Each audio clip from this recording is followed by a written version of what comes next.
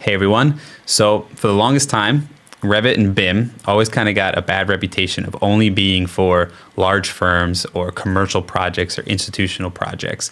Tonight, my guests, we're going to dig into the benefits and, in fact, maybe even more benefits to smaller firms, sole practitioners, of not just BIM, but the adoption of technology. So if you're an architect, engineer working in a smaller firm, or maybe you're in a bigger firm thinking about it, we're going to dive into some of the cool tools, technologies, and enhancements that adopting Revit, BIM, or any of these technologies can add to your workflow. So welcome to BIM After Dark Live. This is episode 110.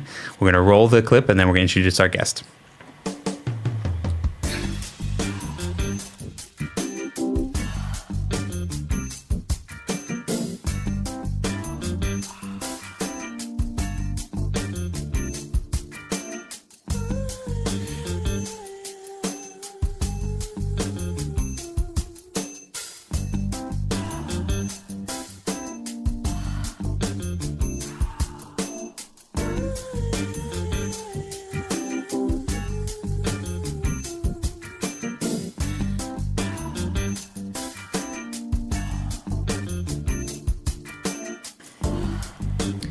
All right, so welcome guys again to the show. This is episode 110.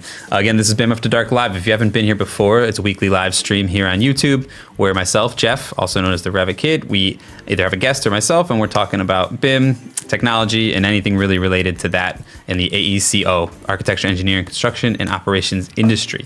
If you're here live tonight on a Thursday night at 9 p.m. Eastern Time or 6 p.m. Pacific.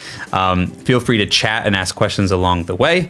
And of course, make sure you subscribe to the channel here on YouTube. We are at 87,000. So only a few more, 13,000 more, and we're at 100,000. I get to put a little plaque on the wall. So make sure you subscribe and tell everyone else to subscribe. And then we can celebrate that hopefully one day soon. And so with all that being said, I did want to take a chance now to introduce our guest on the show tonight, which is Mr. Jim Balding. What's up, Jim? I don't know. You tell me. Welcome to the show, man. Everything. It's all good. So before I let you introduce yourself, I did want to tell a little story. The first time we met, I'm not sure if you remember, but this was 2012, Stone Mountain, Georgia. When was that for Revit Technology Conference? Huntington Beach was the first. And yep, this was the second, I think. 2011. So 2012 Georgia was number 2. So the first time we met was in 2012, and you probably don't remember, but it was the first time I ever spoke at a conference, and I believe you were the chairperson or some form of. I wasn't chairman yet. I was on the committee. Some form of committee member, but I will let you know that during the conference you came up to me a couple times, asked how I was doing, introduced yourself. You remembered me when you came back. And I have to say that I always remembered that and made me super comfortable at the conference. So I appreciate that. And I continued going to that conference to this day, right, as it exists every single year. And we always connected here and there. But I do want to appreciate that because even though you probably didn't realize at the time, for me, being my first conference back 12 years ago, whatever that was, it was super helpful. So thank you for that. Well, that was actually kind of the goal of RTC was to build a community, and I think we did.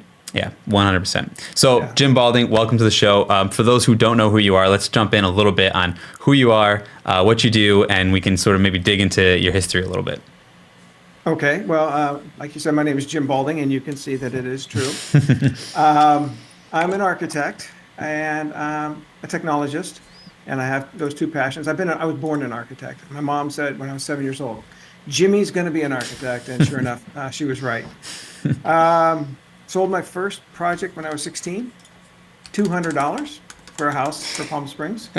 And then just, got into architecture, went to University of Colorado Boulder, and got a job and I discovered CAD, VersaCAD, in 1987.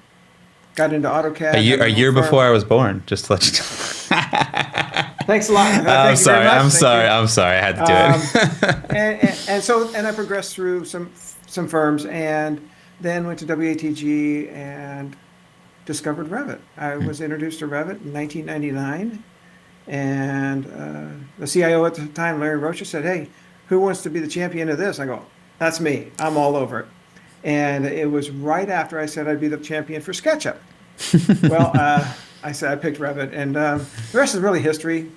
We implemented Revit, then we implemented other technologies, formed Wimberley Labs at WATG, which is all about technologies and putting them on projects and testing them and making technologies work for us. And not just for, hey, it's a cool technology, but hey, we're making money, we're saving time, we're giving better product to our client.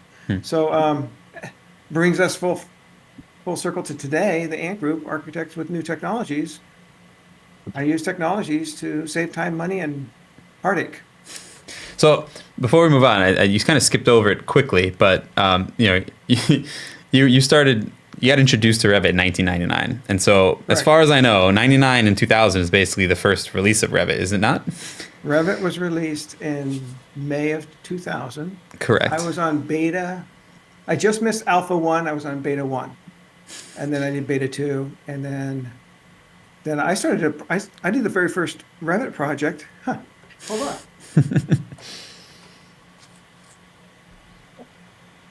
Find it in time.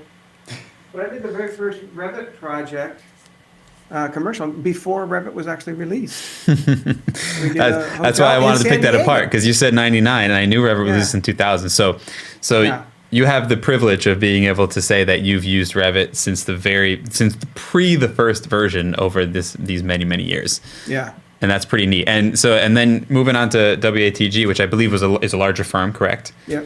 So you spent spent quite a bit of time in the larger firm. So at what point did the Ant Group come about, and what was the sort of transition like there?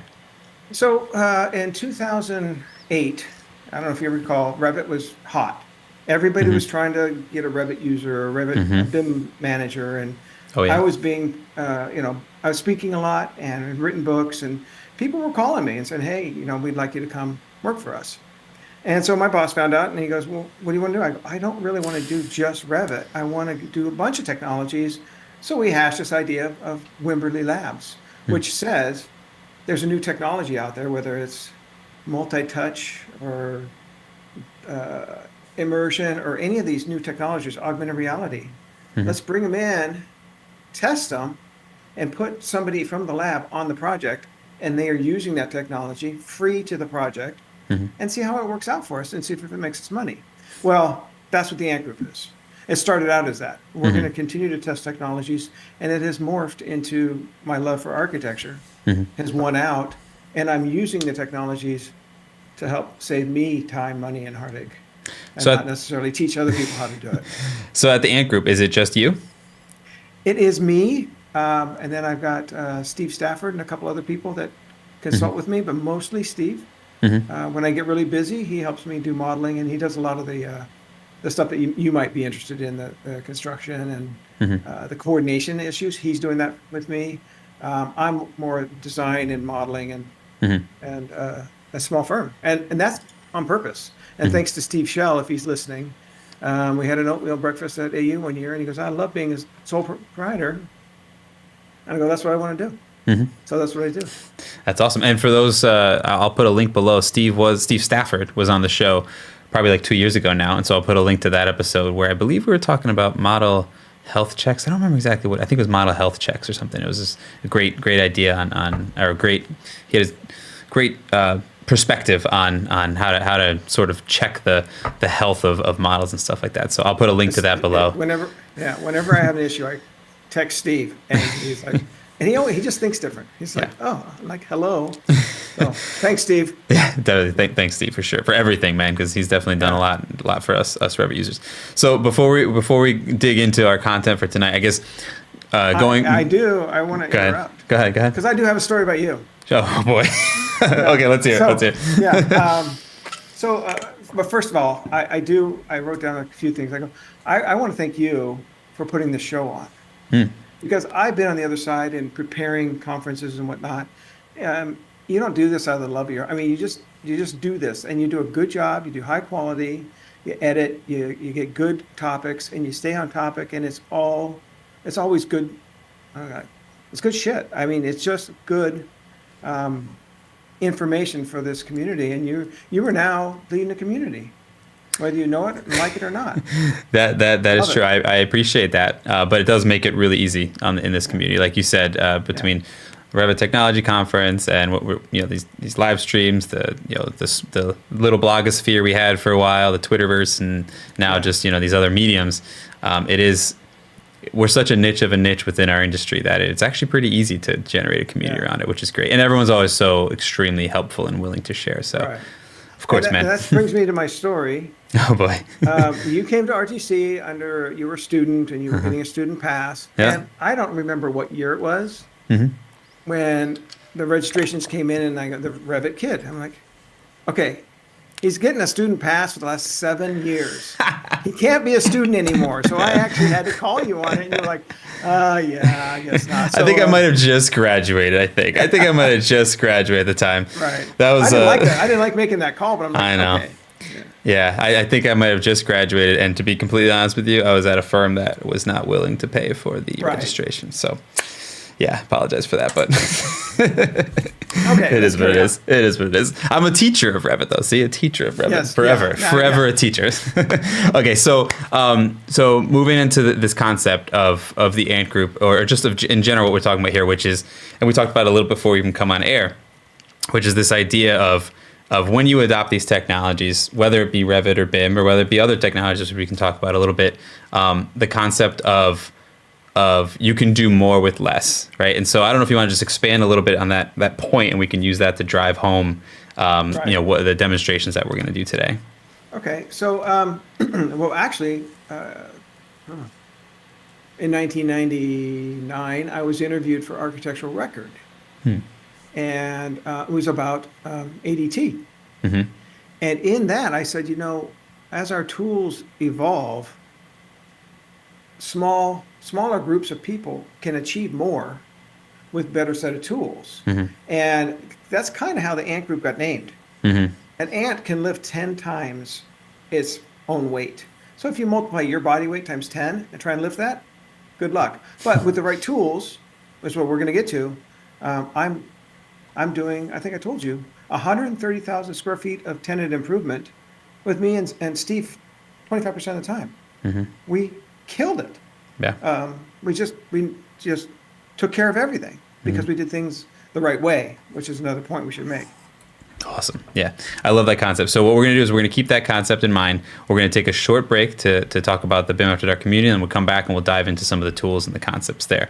And so with that, speaking of community, I guess, so we do this episode and this season of BIM After Dark Live is being supported by the BIM After Dark community. And so for those of you that don't know what that is a private community over in another part of the interwebs in which you can join and not only get full-length courses, but sample files from all of the tutorials and videos that you've seen here, as well as the live office hours with myself and the rest of the community. That's usually bi-weekly. We're on office hour 84, I think, right now. And then a connection with other Revit users that are trying to learn and evolve themselves, just like you guys are probably today and that are watching this. So we're going to take a quick moment to hear from Chris, who's a longtime member of the community, and then we'll hop back into the content.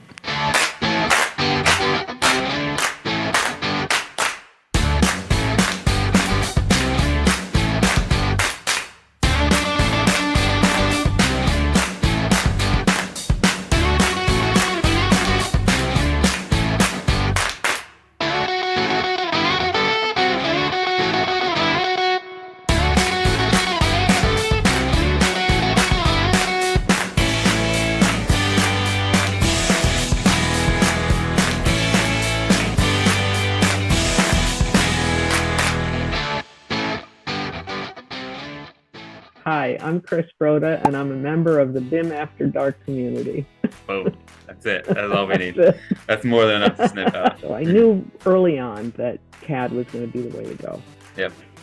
Then I did Revit, and I was, alone at sea in Revit world, as a single practitioner, and I became a big fan of your videos and it's so changed the way I even look at everything about how to practice. It made me want to join your community for sure.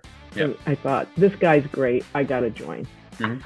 And I was expecting to learn a lot about Revit, sort of patch the holes of where I was. But instead, I feel like I've learned about my career and I've learned about what it means to be an architect. And I have to say kudos to you and the community, because it has made me a better architect. I have improved my practice. I've improved everything. And it's so funny because I'm ready to retire. So like for the last couple of years, I didn't really want to be an architect anymore. But also just everything with your community has given me that spark back.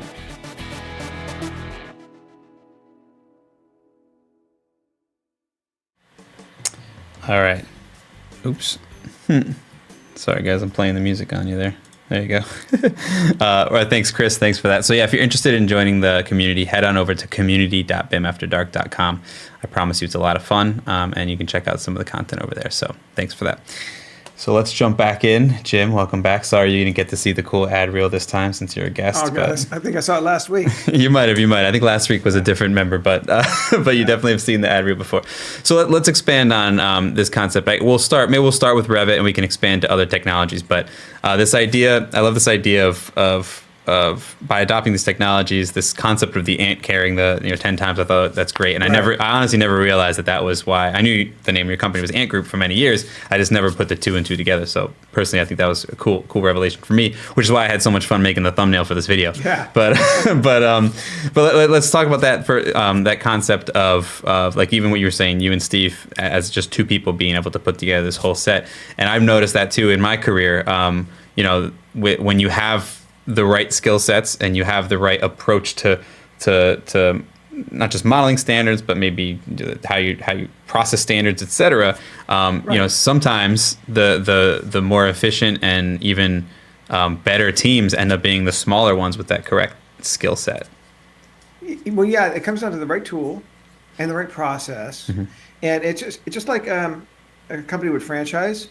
As you're doing your company, you're writing things down. You're going, this is the way we do this is the way we do this. And it takes time, but when you get that, it's like, when this comes in, where do I store it? Well, if you already know, you just put it there.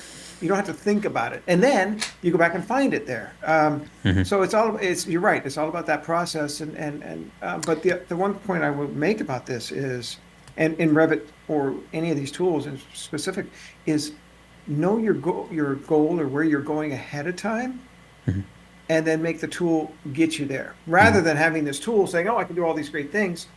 And then you scatter and you go this way on one and this way on another. A lot of my families are stupid simple. Yeah. They don't have a lot of detail in them. Aaron Maller's got these cabinets that do everything. It probably folds your laundry if you asked it. My cabinets are super simple, but they do what I need them to do. Right. So that's kind of a key point. Awesome. And I do think, one of the things, the smaller firms, sole practitioners, I actually think it's, in my opinion, it's probably easier to even implement some of these things because you're not trying to implement it at scale, right? Being someone who's worked at many different size places and tried to implement it, I find when I'm doing a residential project with my own template and my own stuff, it is way easier to implement the efficient tools, the processes, because it's just me, right? Or maybe me and one other guy, and it's you don't have to make a BIM standard and set it out and make sure everyone's following it and stuff. It's just boom, it's me. So you can easily, like you just said, you can make a family that just works for you, for your typical projects, for your typical work, and that's all it needs to be, because you don't need 70 other people to be able to use it at scale. Right. And the other thing is, I don't have to finish the family. I build families and then come back and add functionality to them over time, rather than it has to be perfect before I put it out to a whole bunch of people. Right. So, again, what do I need it for? Right. So let's jump in real quick then to some examples of just some of these ideas that you're talking about within the Revit environment. So I see you've got a Revit model open, and I think you're just going to demonstrate a couple of these concepts for folks. Right. So as I mentioned, you can see my screen now? Yep. As I mentioned, my content, Aaron's probably going to, I'm not going to say it, but Aaron's probably going to beat me up for just this. to let you know, Melissa's in the chat, and she said it does not fold laundry, just to let you know. Okay, so here's my base cabinet. Okay, you can see inside there's no shelves, there's no hardware, there's no anything else, but I'm going to pull across the parameters that I have. And I'm a big fan of instance parameters. So my cabinet width, my cabinet depth, height, whatnot, these are the only things I had to pay any attention to. So let's go ahead and, as soon as I say that, I'm going to mess with the top middle panel. I'm going to call it glass. And so now it's changed to the material to glass. I can change where the doors are in relationship to each other, the size, the top, the gap in between. Let's just change bottom gap to 3 inches. Okay, you see it just changed. That's really all I need to get to in commercial work or residential work. This is the same cabinet, it's just deeper or less deep. And I turned off the toe kick and turned on the light screen front right on the front right side. Okay, you can see the light screen is turned on. Yeah. Done. And then it's just shallower. Like, it's just a few parameters and I get what I need to get, and then I get out. The other one that I'm particularly fond of is this guy here. Let me go to thin lines. This guy here is my outlet. And this is I got single, double, and triple gang, right? But this is a duplex GFI, and I want to change it to switch. 6. It becomes a switch. And if I want to change it to a switch with a dimmer, what is that? Dimmer. Switch to 7. Makes sense. So now, for those who can't read, you're using a number parameter. It might be hard for some folks to read, but okay, if you right. click that again, I'll highlight it for them. So that's pretty cool. You're using a number parameter here, and then you've got options, and then with that, it's telling you what it is. So if you do number 12, it's AV. If you do 14, it's data and phone. If you do 17, it's USB outlet combo. So you're just using this number parameter to push different things. So I'm going to change it to an outlet combo. You can see that it's got the 4 USBs and then this plug. And I think if we go to fine level of detail, you see the whole plug. But the nice thing is that is represented here with a symbol. Yeah. So this was a 2 before. Let's put it back to being a 2. And then our symbol is a GFI, blah, blah, blah. And we've got some text that can flip over and whatnot. And then, quite frankly, the last thing I'll show, and this comes from my residential days, is that I did this shelf and pole that I can just stretch. And then the close, I can turn those on and off, obviously. But I can just stretch and push and pull this shelf and pole. And I get a graphic that people know that that's a shelf and pole, if that's a closet. Right. And then I think I added to it. Let's go. And there it is, and it's sitting in the middle of an office. That it's got a second pole. And it just adds a second pole. But it's also calculating the linear footage. So the wife wants to know how many, you got 27 linear feet in your closet. So then you got to do the math to tell her how many hangers that is, right? So yeah, it all depends on how smashed you want your clothes. Right. But that's just an example of doing something just for me that does what I need to do. I had to add the calculation on the linear footage because I had a project that needed it. Yeah. And I don't want to waste a bunch of time on this stuff. But yeah, no, it makes complete sense. Stuff that works for you. Yeah, simplifying it and also you're simplifying it too to the sense where maybe you don't even have multiple families if you don't need them. You have one family that does a few things, but it does a few simple things. For those for some of those things like the cabinets, were you just using the out of the box and modifying it way back when? No, you started that one from scratch. Yeah. Yeah. Yeah. And then as I go, I add stuff to them. And again, that's what I love about it. And when I'm doing my own work versus work with more people, is that idea of like you can just build for you, right? So you're building, and I noticed that too. That when you said it, when I'm doing the same thing, if I think there was a video I posted many years ago of a bracket. It was like a bracket family for like exterior roof details and stuff like that. And I remember when I first built it, it was non-parametric. Then I added some parameters. Then I made the angle parameter go. And so over time, it's become this thing. But like, and my initial was to just build a face-based family that looked graphically correct. And I had a couple things I can tweak. And then over time, I've modified and go through it and so on. So sometimes you don't need to I think Well, I think- knowing the yeah. parameters, knowing how to do that is a skill set that you definitely want and need, but you don't necessarily need to build the most complex family right away, right? You can develop that over time, especially when it's just you. Yeah. And I think a big firm can do the same thing. Yeah. Just raise your expectations and set your expectations from day one. Got it. So like I said earlier, I don't want to spend a lot of time on the Revit stuff since you're the Revit guy. And so I'd like to talk a little bit about, I'm going to say Enscape, but just basically rendering. I was never, up until my last few years at WATG, I was never a fan of rendering.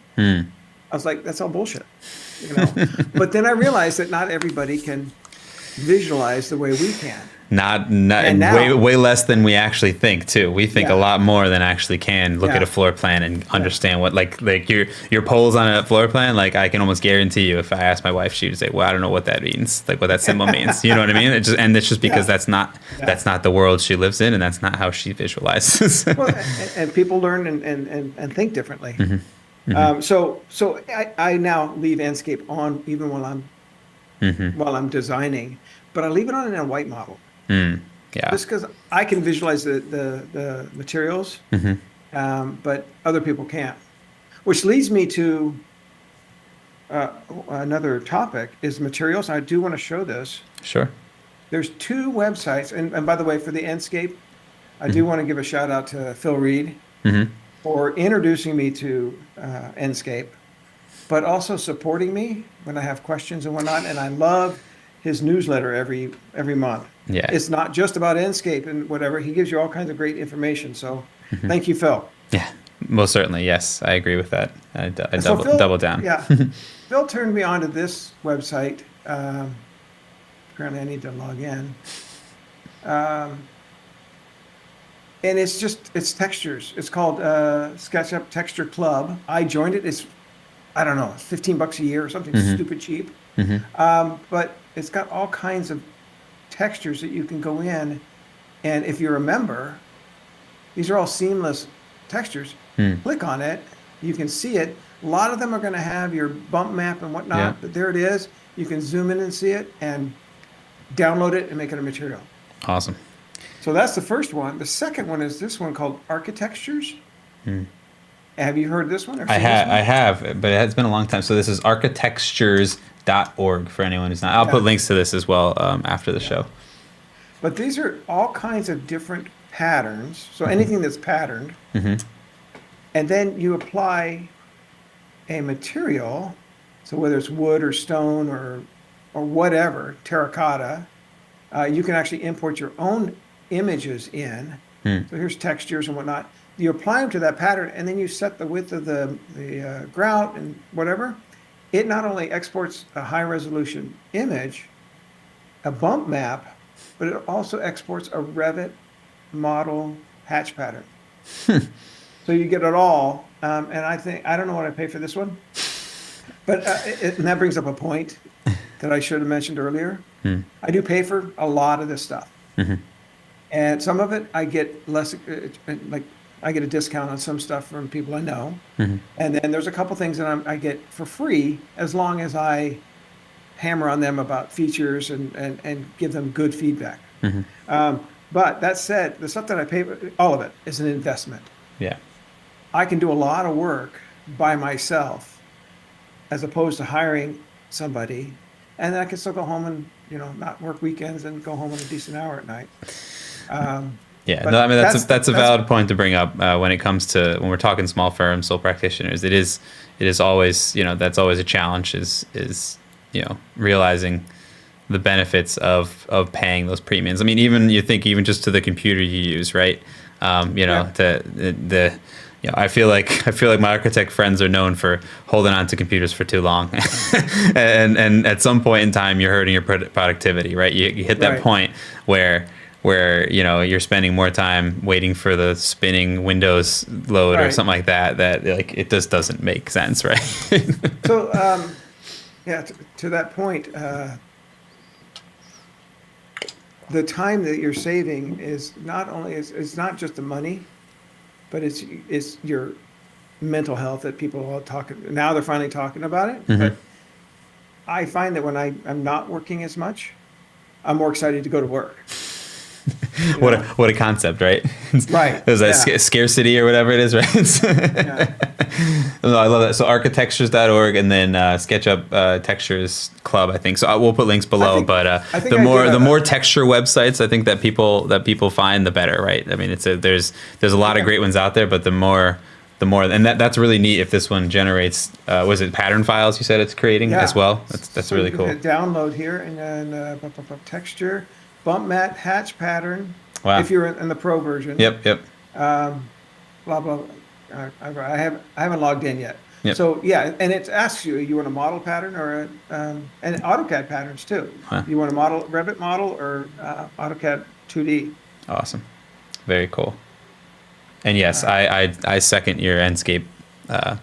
You love it, Enscape. I definitely, well, especially in the design in the design process, having it open in white mode is a no brainer, Yeah. right? It's just we're so used to that orthogonal 3,000 foot view of our projects because we're in Revit all the time, right? Right. And that like you jump in and you're like, whoa, like that. Just you Yeah. all of a sudden you realize That's even the taller, scale. Yeah, bigger. this Yeah. looks kind of awkward when you actually jump into it. It Right. looked great in my ortho when I'm cutting section boxes, but once I jump in, Yeah. this kind of looks kind of funny. So yeah, definitely Yeah. huge bonus. In fact, and stepping back during my intro or introducing myself, I've got several passions, and one of them is technology, one of them is design, architecture, but the other one's pickleball.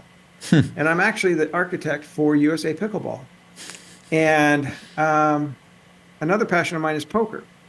So I have been lucky enough to work on casinos, and I've been lucky enough to do some pickleball stuff. But I'm actually working on a pickleball center for a casino.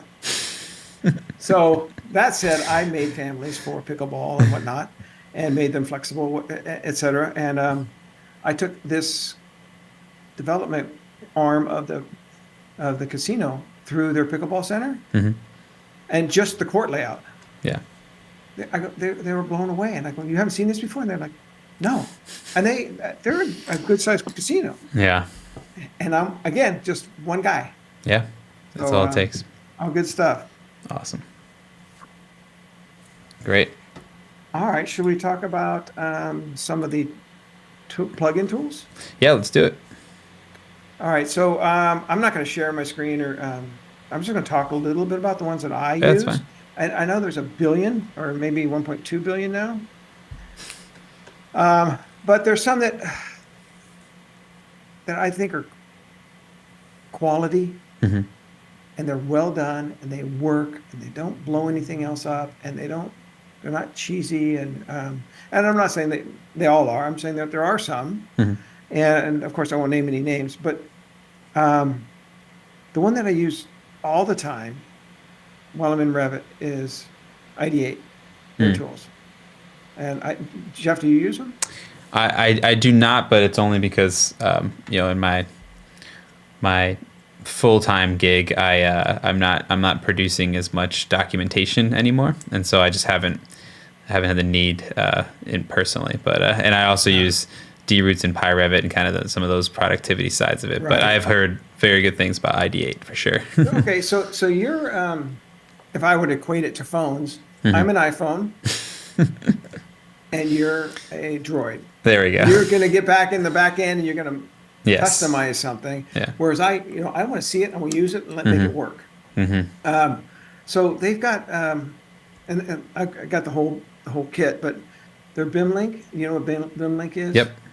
So essentially, BIM link. I export all my schedules to BIM link, bring them into Excel, fill them out, do whatever, repipe them in. In fact, I was doing a casino this time last year, and we were doing the finish schedule. And there was architectural finishes that needed to be done, the back of house and whatnot, Right. with the interior designer. And so I said, here's what you're going to do. We're going to put this on, what is Microsoft's OneDrive? And you edit the file and put all your finishes in there, and then I'll bring it and pull it into Revit. If it wasn't on OneDrive, it would have worked brilliantly, but OneDrive kind of crashed it. But the idea is that they could do their stuff in a form or a tool that they're comfortable with, and it brought everything into Revit. Yeah. And it will actually drive Revit components as well. So BIM Link, their align tool. I set up 14 sheets the other day of all image. I have 11 by 17 sheets. Yep. And my photographs are 16 by 9, and they fit really nicely on my 11 by 17. I set up one view, and then I just drag the views on the other sheets and hit align. Align, and not only does it align the view, but it aligns the view title. Yeah. So if you're like me, flipping through and everything lines up. It has to. It has to. So and then the renumber tool, and all the tools they're really solid. The renumber tools is really good. Initially, when I'm laying out a project and my room numbers, I like my room numbers to be sequential. Of course, right. So you draw a line and say, okay, I'll start on the line and number them. Good stuff. Does it renumber doors and windows too? I don't remember. Yeah, it does. I know it does rooms, but yeah, it does. And I do remember doing doors a while back, and it numbered them ABC by room. Got it. But you had to tell it what room it was in. Yeah. Before you started, and then it wouldn't put an A on a door if it was the only door in the room, and I wanted it to. I see. Vice versa. It would only do if there was two doors. It would do A, B. If not, it was You're right. Yeah. And that's kind of what I thought. I was we were actually, this was a conversation that was going on in the BIM After Dark community. That's kind of why I asked, because the few tools that I remember, not just ID8, but in general, it's all about making sure the to and from on the door for the rooms is what kind of helps it. Otherwise, like the room thing is nice because you can draw a line, right? And you can say this is the order you want it to go in. I didn't know any tools that use the same for the door. So you kind of like, you gotta make sure it's to or from the room. Yeah. Right. Yeah. But you could tell it, and I don't want to butcher this. I would talk to the guys over at ID8 about this, and they're really good on their support. Yeah. But to make it, they got all kinds of stuff for the renumber, and I only use the views on a sheet. You want to do your views on a sheet. I do that. So I don't get into that one as much because it's just me, and I got smaller projects, and sometimes I do it right the first time. Well, that's kind of even for me. There's two approaches I would take. It's try to get it right the first time, and the other thing that I've done in the past is start your first door with like something obnoxious like XXX1 or something like that. And this way, when you're renumbering, you're not constantly doing the whole duplicate number, getting that error. At least you can just rip through it and you're not renumbering it. But that's getting it right the first time is probably the better option. In fact, you remind me of a quote that I think it was James Van de Zandt said once, and this goes back to the expense and investment thing. He goes, "Doing it right the first time costs less than doing it over." So pay the money or get the training or do whatever you're doing. And then there's another one that I'm pretty sure it was Jeffrey McGrew, and these aren't original, but and it goes to what you're doing. If you think it's tough keeping up with technology, try catching up. Yeah, because that's a big one. Yeah, that's a great quote. Yeah. So I'm going to attribute it to Jeff McGrew, but it may not have been him.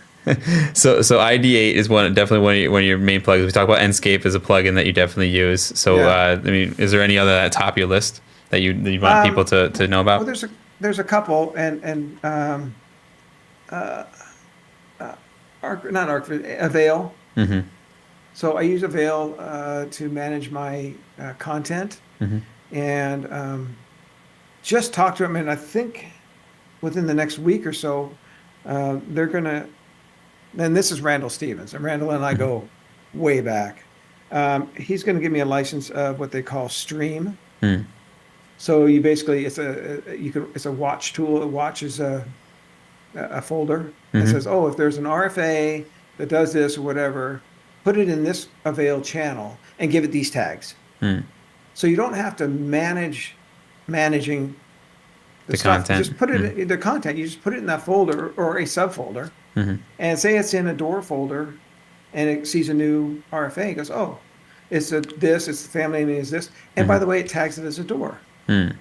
So I told him, I said, if I have everything in one folder and it's all my stuff that's been approved, I can see it in one channel. And a veil, I've got it open now if you want to switch on. Sure, yeah.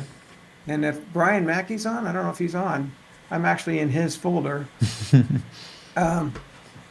So this is a veil. And I think it's running really slow since we're online. But it's basically I can search for content and find it, see a preview, drag and drop it. Pretty slick. I don't know the cost of this. They've given me the cheapy version for free, but I love it. Just to find stuff that saves all that time. Yeah. And then they have another thing called Harvest, which is you have these container files. You probably have them. That you have all your views. It's anything that's a non-family family. Anything's a system family. Yep.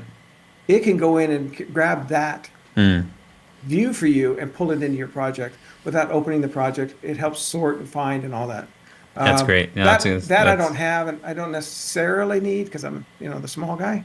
But the one that I use on every project is Steve Faust's Revolution Design.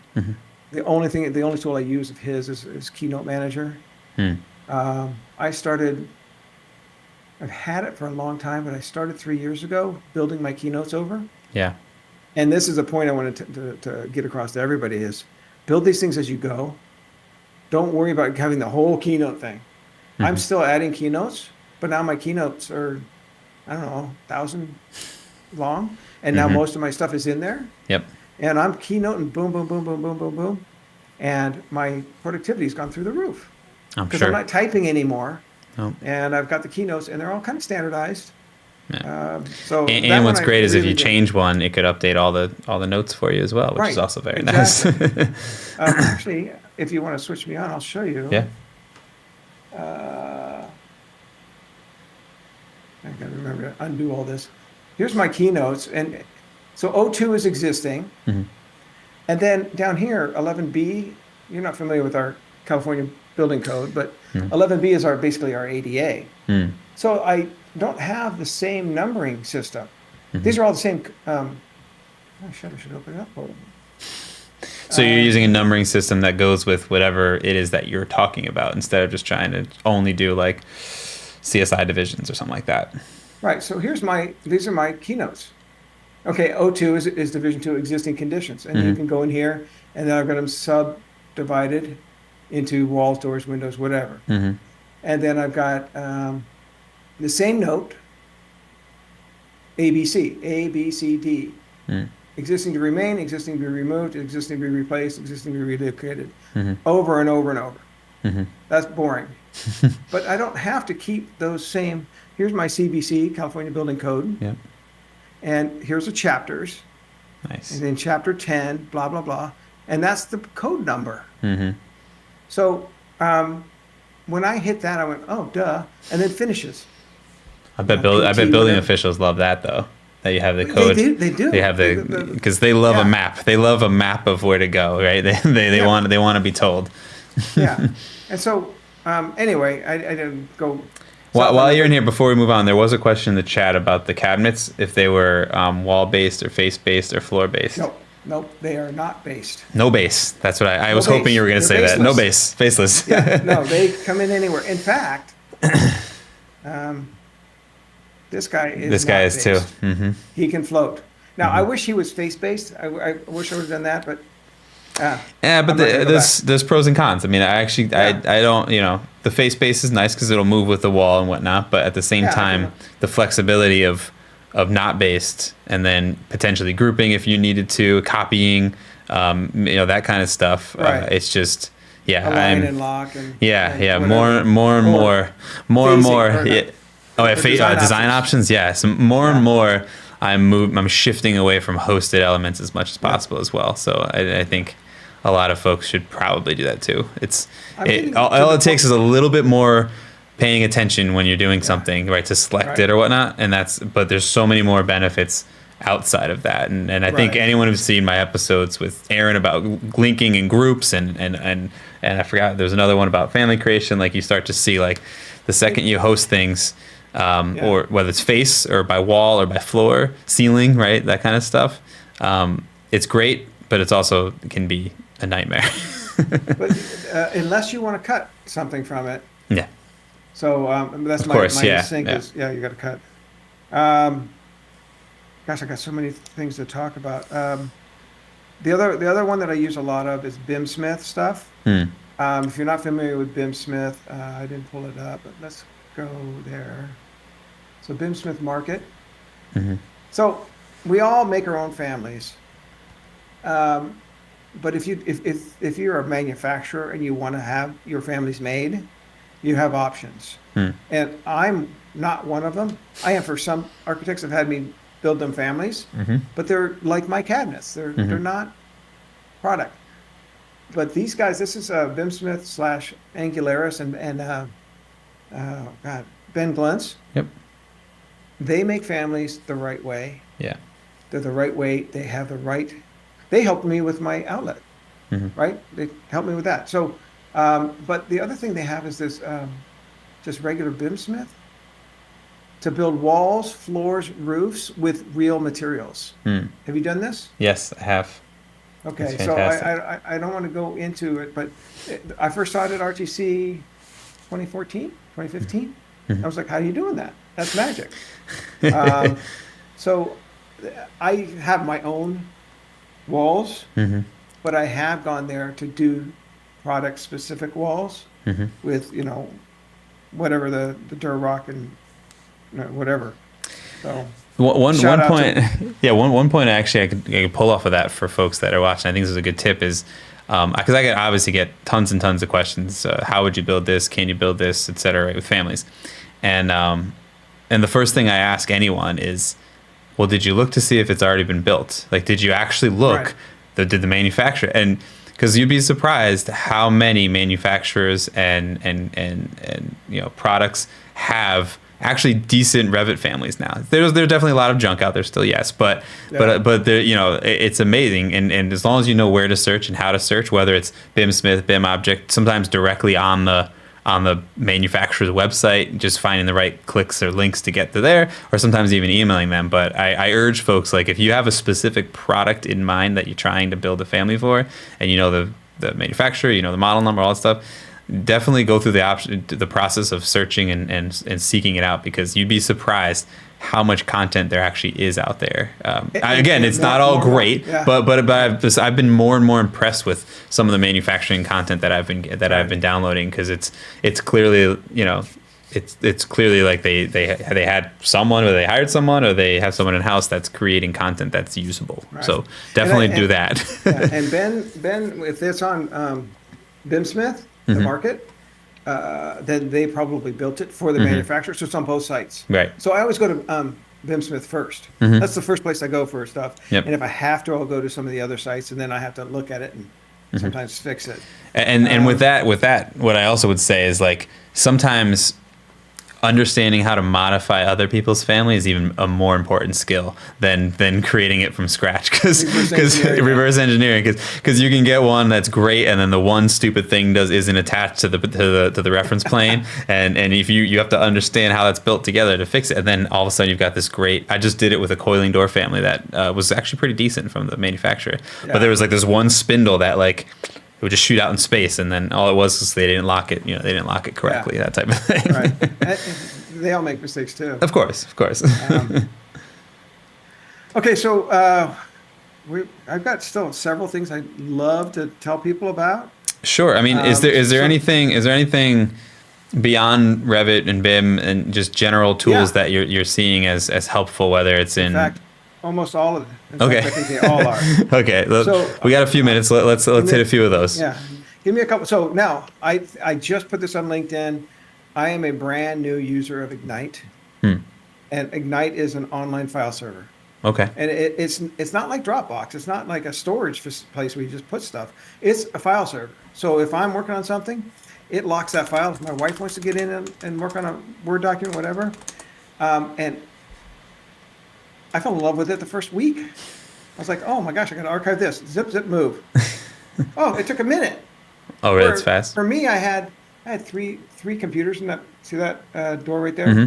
That's my server closet. It's got two old PCs and then a file server. Mm-hmm. And I had to move things around just to manage how much room I had and whatnot. Mm-hmm. Ignite, the files are anywhere. I could be on my phone or click and say, send that to so-and-so, and it sends them a link. And it's awesome.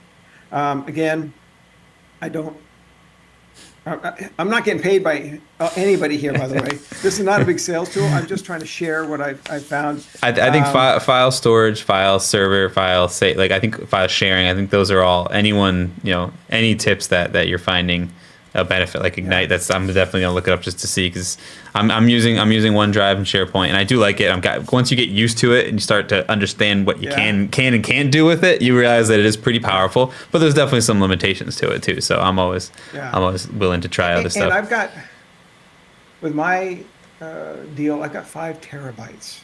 Wow, that's pretty good. Yeah, that's overkill for me. Yeah. But I'm moving all my stuff off Dropbox now. I don't have backup. I don't have to back up anymore. That's great. It's got versioning, and it's like, and I heard this at the AEC thing that they just had this week. Mm-hmm.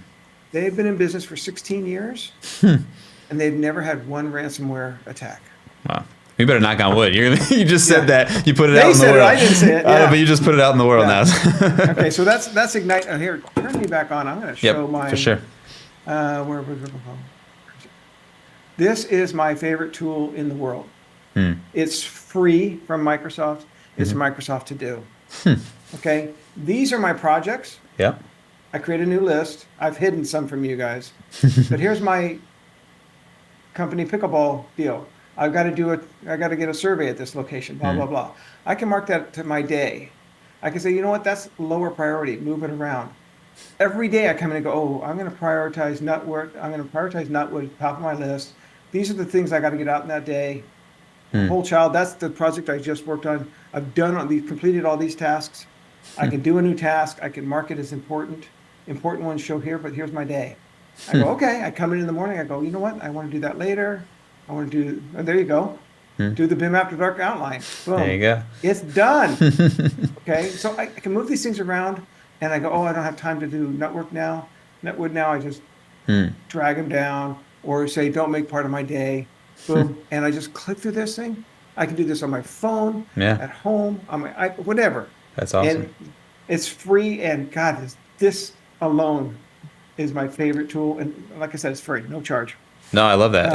I use Notion for a lot of stuff, and I use that as the to-do list too. But the problem is there's so much to the tool that like it almost makes the to-do list too complicated sometimes, right? And so that I love this idea because it's just a to-do list. It's just so I'm using like different ways of Notion's features to make a to-do list, but like this I feel like would be perfect. It's exactly what I'm doing in the Notion side of it. So you've got, I call them project, they call them lists. But over here on this task, I got to touch base with Carl. What do I want to touch base with him about? Program this and this. So you can add steps underneath it. And that's all it is. That's and great. I pray to God they don't add anything else. It's wonderful. Well, it's Microsoft, so you know it's at least going to get bloated up. So it'll have. I hope not. It'll get some weird UI that makes it slower or something one day. You know, that kind of thing. All right, it's a couple more that I've got. Sure. My iPad I love it. I use it for Sketchbook Pro. There's a free version. There's the Pro version. I think I paid $20. You get grouping, and it's got layers and whatnot, but you can group things and whatnot. I use that every day. Shout out to Tonic DM. Anybody that's using Newforma and doesn't need the full-on Newforma experience. Tonic DM is, for me, file sharing. I can drag and drop files up there. It creates, as you add people, it watches your email, and you say, oh, this is a Pickleball USA project. Well, so those people that are in that email get added to your list in Tonic. And so when you say, I want to send them some files, it lists all the people that you've talked to about that project. You go to this person, copy, send it. And then it'll tell you who's downloaded it, whatnot, blah, blah, blah. So is that's for specific file management for specific projects? So kind of like a DMS or a document management solution? Like you said, it was Newforma or Procore or PlanGrid, Build, something like that. It's kind of a light version of that. Yeah, and it does connect to Procore. Mm-hmm. I can show you my Outlook. Let's see if that without. Okay, so here, see all these things that say filed in Tonic, Yep. and this is under Nutwood. Here is my filing system. So say there was so Jason may not have been on my team, but now if I go to Tonic and I drag and drop a file it. and I want to share this, Got it. Jason shows up, and it's only 6 or 8 people. So it's connecting all your correspondences into your document management systems, Right. kind of, which is So now- nice. so- Yeah. So this is 2210. So I search 22.010. So now these are all my correspondence to 010. Oh, this is probably in both. But this is all my correspondence for that project. Yeah. So I'm done. Or I can go online and it's filtered automatically. That's great. So that's Tonic DM. Tonic DM, and I'll give you the. Yep. Yeah, we'll put all the links below for everyone who's following along for sure. And now I'm going to run through a couple. Bluebeam, obviously, Bluebeam and Studio, love. Bulk Renamer, I think you have this. I have a Love couple. it. Yeah. And so when I do Enscape and do a batch export, and there's 30 files, highlight them all, go to Bulk Renamer, take off the first 28 characters, Yep. add this to the beginning, and then do a sequential number or whatever. Boom, and they're all renamed. Yeah. That's and I think you're the one that said, make sure you pay for it. Yes. It's yeah, free, I think so. but it's not expensive. Pay for it. Nope. Help them out. Okay, last couple of things. This is way off. This is not related to technology at all. Okay. I have a business coach, and I engaged her 2 months after I started Okay. my firm, and we have been working together for 13 years, and she has taught me how to talk business, understand the client side, understand language, understand, and we just go through scenarios. What happened last week? Blah, blah, blah, blah, blah. We talk about it. She's like, now, think about it this way, or why, and she has helped molded me into a better business person. And I say, pro football players have a coach, Right. and they're constantly learning. And there's been a stigma about having help as an executive, and there should be. I mean, she sees it from a different angle. She actually was a designer, Okay. and then she was a big-time marketer in marketing, and then she started coaching. And I'll give you her website is Internal Groove. Her name's Barb. Okay. But we'll list her up there. So, Yeah. and I think WATG has coaches for some of their folks, whether you call them a career coach or whatever. Coaching is awesome. And then the last thing, which is back to technology that I don't use, but I have seen, and I don't know if have you talked to anybody about schema? Not on the show. There has been. I've had some conversations and haven't had them on the show yet, but there has been. We just haven't set it up. Okay, well, But yes. So for the folks that don't know, schema is if you know test fit or blocking and stacking software that's kind of AI and figures out how many units you need in this, it does that. And to me, that's like, okay, great, that's cool. But their secret sauce or their magic button is what got me excited. Is that you push the button, you have a catalog of your projects, of your units, and it populates these green and purple bubbles, and all of a sudden that's the one you want. You push the button, it builds your Revit model on the back end in about a minute. Yeah. And again, this might sound salesy, but I saw this, I was like, so Marty Rosmanath, who was the product manager for Revit, the very first, that's who introduced me to Revit. He's behind it. He told me about it, and I go, bullshit. He goes, no, really? And I go, no, show me. And it took him 6 months to show me, and he showed me. I was like, wait a minute. And then I got the model, and it's just like as if you had built it, but they're in groups. Anyway, if I had projects that were repetitive, whether it's hotels or hospitals or office buildings or whatever, I'd be all over it. Yeah. And again, it's the Revit guys. It's Steve Burry, You know Steve? Yep. So Steve Burry and Marty, and Marty's wife is actually in charge of marketing, and Richard Harpham from the Revit days. So they know how to do the Revit thing. So Yep. I'm super excited about what they're doing. I just wish I had stock. So they're doing some really cool stuff. Yeah, so But anyway, I've had some conversations, and now that you've said it, I will force the issue to get them on the show. But I'm actually showing it real quickly on the background for everyone. It's schema skema.ai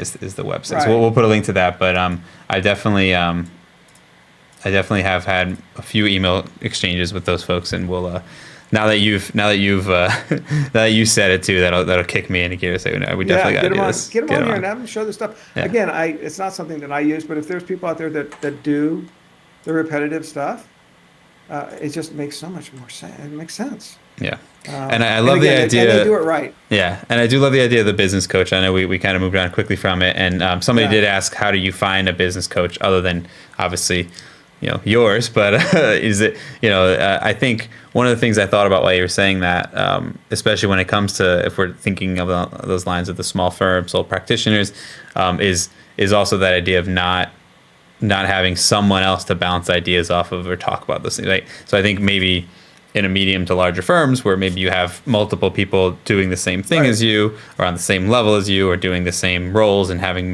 then there is that little bit of sounding board at least, where you don't necessarily have that. Right. So I could see that in general, like just being able to have that connection between like-minded folks.